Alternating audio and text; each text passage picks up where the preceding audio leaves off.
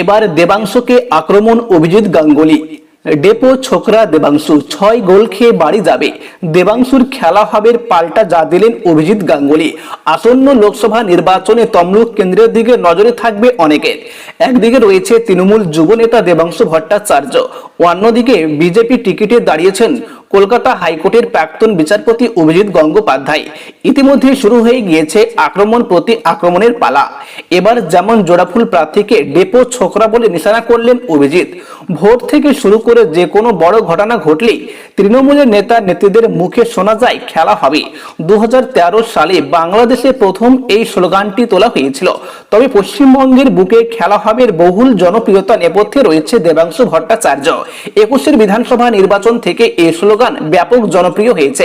24 লোকসভা ভোটেও কানে আসছে খেলা হবের কথা। এবার এই স্লোগানের পাল্টা দিলেন বিচারপতি অভিজিৎ।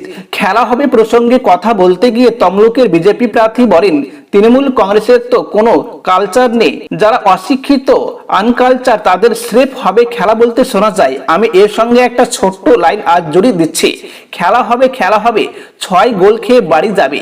এখানে থামেনি অভিজিৎ গাঙ্গুলি। এরপর প্রতিপক্ষ দেবাংশুকে ডেপো ছোকরা বলে আক্রমণ করেন তিনি।